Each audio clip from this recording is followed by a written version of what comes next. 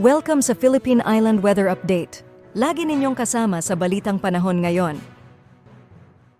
Nariyan pa rin ang shear line at nakakaapekto pa rin ito sa silangang bahagi ng Southern Luzon at sa kasalukuyan nga ay nagdudulot po ito ng maulap na papawurin na may mga posibilidad ng light to moderate o minsan ay malakas na mga pagbuhos ng ulan maging yung mga thunderstorms. Kaya pinag-iingat po natin ang ating mga kababayan dito sa Bicol Region sa mga posibilidad ho ng pagbaha lalong-lalo na sa mga mabababang lugar.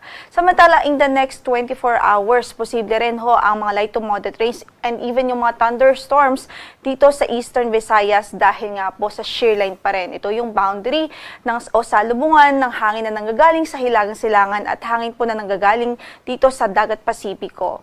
So yan nga po, shear line ang nakakaapekto dito sa silangang bahagi ng Southern Luzon at makakaapekto sa silangang bahagi ng Eastern Visayas sa mga susunod na oras. Samantala, nariyan din ang northeast monsoon o amihan at maliban sa malamig na temperaturang dali nito ay naari din po itong magdulot ng maulap na papawurin na may mahihinang mga pagbuhos ng ulan dito nga sa Cagayan Valley Region at maging sa Aurora at Quezon Provinces. Samantala sa kanlurang bahagi ng Luzon, partikular dito sa Ilocos Region, natitirang bahagi ng Central Luzon, dito sa Metro Manila at maging dito po sa Calabarzon, sa Marinduque, Romblon, maging sa Occidental at Oriental Mindoro, ay posible po makaranas ng bahagyang maulap hanggang sa maulap na papawurin at tsansa lamang ng mga isolated o mga pulo-pulong mahihinang mga pagulan dahil sa amihan.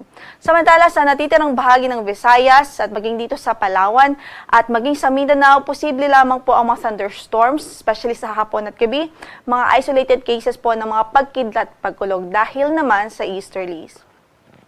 Sa kasalukuyan, wala rin ho tayong bagyo na minomonitor sa loob ng ating area of responsibility at wala rin tayong ina-expect at least in the next 2 to 3 days. Gayon pa man, patuloy pa rin tayong mag-atabay sa mga updates na ipapalabas ng Pag-asa.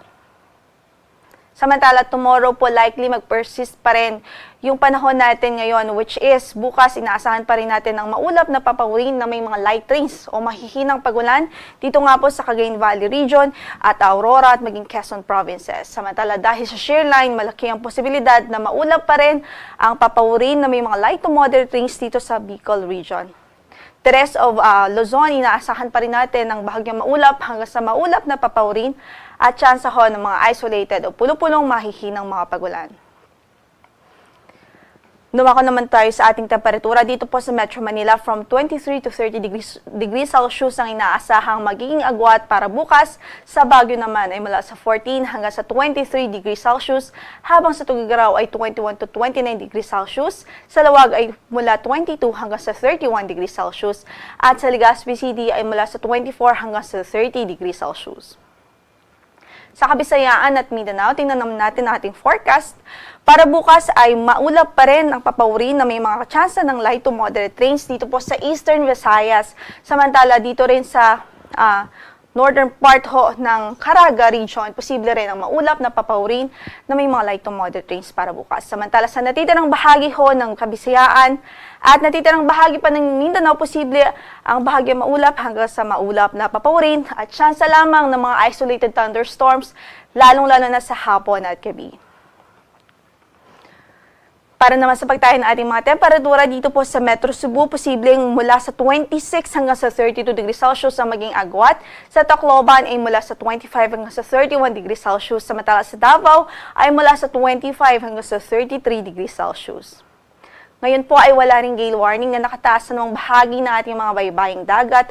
Bagamat dito nga po sa Northern Luzon, malaking bahagi ng Northern Luzon ay kantamtaman hanggang sa maalon ng kondisyon ng karagatan natin. Kaya ingat pa rin ang ating abiso sa lahat ng ating manlalayag doon.